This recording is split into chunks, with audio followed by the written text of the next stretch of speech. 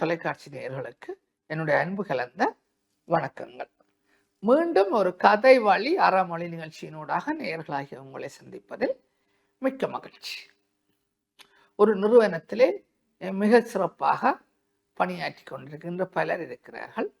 மிகச் சிறப்பாக பணியாற்றுபவர்களுக்குத்தான் அந்த நிறுவனத்திலே பல்வேறு உரிமைகள், சலுகைகள், பதவிகள் வழங்கப்படும். அது சாதாரணமான விடயம்தான். எந்த ஒரு நிறுவனத்தை எடுத்துக்கொண்டாலும் சிறப்பாக பணியாற்றுபவர்களுக்குத்தான் பதவிகள் வழங்கப்பட வேண்டும், சலுகைகள் வழங்கப்பட வேண்டும்.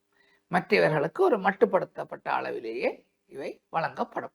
இவ்வாறாக இந்த நிறுவனத்திலே மிகச் சிறப்பாக பதவியாற்றி கொண்டிருக்கின்ற ஒருவர் தனக்கு ஒரு பதவி கிடைக்கும் என்ற எதிர்பார்ப்புடன் தான் வேலை செய்கின்ற அளவை, ஆற்றலை இன்னும் அதிகரித்துக் கொள்கின்றார். எதிர்காலத்திலே அந்த நிறுவனத்திலே ஒரு பதவியை பெற்றுக்கொள்ள வேண்டும் என்கின்ற ஆவலில், விருப்பத்தில், உந்துதலில் அவர் அதிக வேலையை மிக கஷ்டப்பட்டு செய்கின்றார். அவருடன் பணியாற்றுபவர்களுக்கும் அவரது ஆற்றல் புரிகின்றது.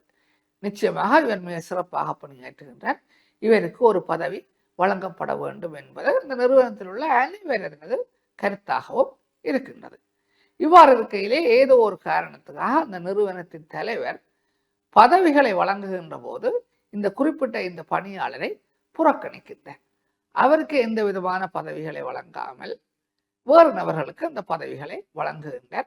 அது எல்லோருக்கும் தெரிந்த விடயமாக இருக்கின்றது. இவரை விட ஆற்றல் குறைந்தவர்களுக்கும் பதவிகள் வழங்கப்பட்டிருக்கின்றன, இவருக்கு பதவிகள் வழங்கப்படவில்லை.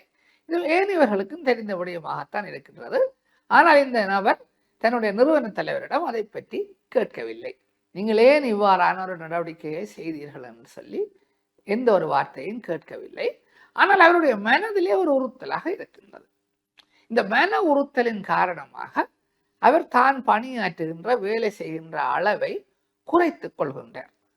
முற்பட்ட காலங்களிலே மிக கடுமையாக, மிக சிரமப்பட்டு வேலை செய்தவர் இப்பொழுது அவ்வாறு இல்லாமல் தனக்கு வழங்கப்பட்ட கடமைகளை மாத்திரம் செய்துவிட்டு இலகுவாக, ஃப்ரீயாக இருக்க தொடங்கிவிட்டார். தன்னுடைய கடமைகளை இப்பொழுதும் சரியாக செய்கிறார். ஆனால் கஷ்டப்பட்டு வேலை செய்வதை நிறுத்தி கொள்கின்றார், கொஞ்சம் ஓய்வு எடுக்கின்றார். அந்த நேரத்திலும் அவர் மகிழ்ச்சியாகத்தான் இருக்கிறார். தன்னுடைய கடமைகளை சரியாக செய்வதால் அவருக்கு அந்த மகிழ்ச்சியின் அளவு குறையவில்லை. ஆனால் மேலதிக வேலைகள் செய்வதை எல்லாவற்றையும் நிறுத்திவிட்டார். இவ்வாறாக ஒரு சில வருடங்கள் கடந்து விடுகின்றன. இப்பொழுது நிறுவனத்திலும் பல மாற்றங்கள் ஏற்பட்டு விட்டன. புதிதாக ஒரு நிறுவன தலைவர் வந்து விட்டார். ஒரு சிலர் ஓய்வு பெற்று சென்று விட்டார்கள். ஒரு சிலர் புதிதாக பணியிலே இணைந்திருக்கிறார்கள். மாற்றங்கள் ஏற்பட்டு விட்டன. ஒரு நாள் இவர் ஒரு தேநீர் விருந்து உபசாரம் ஒன்றிலே கலந்து கொண்டிருந்த பொழுது அவருக்கு பின்னால் இருக்கும் ஒரு 3-4 பேர் அவரை பற்றி கதைக்கின்ற விடயம் இவரது காதுகளிலே விழுகின்றது. அதில் இருக்கின்ற ஒருவர் குறிப்பிடுகின்றார். இவரை காட்டி, இவர் அங்கே இருப்பதை அவர்களுக்கு தெரியும், ஆனால் தாங்கள் கதைக்கின்ற சத்தம் இவருக்கு கேட்கும் என்பதை அவர்களுக்கு அந்த நேரத்தில் உணர்ந்து கொள்ளவில்லை. இவரை காட்டி, இந்த மனிதன் கடந்த 2 வருடமாக நிறுவனத்தில் அத்தனை தூரம் ஈடுபாடாக இல்லை, தான் ஒன்று தன்னுடைய கடமை உண்டு என்று இருக்கின்றார்.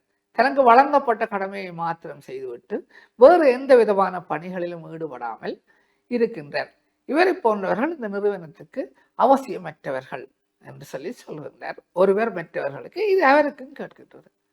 எனக்கு அந்த நேரத்தில் திடீரென்று இந்த காதை பொத்தி அரைந்தது போல அதிர்ச்சியாக இருக்கின்றது. 2 வருடங்களுக்கு முன்னர் நான் மிக சிறப்பாக பணியாற்றி கொண்டிருந்தேன். எனக்கு ஒரு பதவி வழங்கப்படவில்லை என்கின்ற மன உறுத்தலினால் நான் என்னுடைய பணியை கொஞ்சம் குறைத்து கொண்டேன். என்னுடைய கடமைகளை சரியாக செய்தேன், ஆனால் மேலதிக வேலைகள் செய்வதை குறைத்து கொண்டேன். அவ்வாறாக நான் என்னை மாற்றிக் கொண்டதனால் இப்போது மற்றவர்களின் பார்வையில் நான் பணியாற்றுகின்ற ஆற்றல் இல்லாதவனாக தென்படுகின்றேனே, நான் தவறுழைத்து விட்டேனா என்று இவர் சிந்திக்க தொடங்குகின்றார். அதன் பின்னர் அவர் என்ன செய்திருப்பார் என்பது வேறு விடயம். இந்த கதையின் மூலம் 2 முக்கியமான விடயங்களை நான் புரிந்து கொண்டேன். ஒன்று, ஒரு நிறுவனத்திலே பதவிகளை வழங்குகின்ற போது உண்மையாக பணியாற்றுபவர்களுக்கு அந்த பதவிகளை நிறுவன தலைவர்கள் வழங்க வேண்டும் என்கின்றது ஒரு விடயம். மற்ற விடயம், உண்மையாகவும் நேர்மையாகவும் பணியாற்றுகின்ற ஒருவர் பதவிகளை எதிர்பார்த்து பணியாற்றக்கூடாது. பதவிகள் ஒருவேளை வழங்கப்படாது விட்டாலும் கூட அவருடைய தன்னுடைய பணியின் காத்திரத்தை குறைக்காமல் மிக நேர்மையாக, மிக சரியாக, கடுமையாக பணியாற்ற வேண்டும்.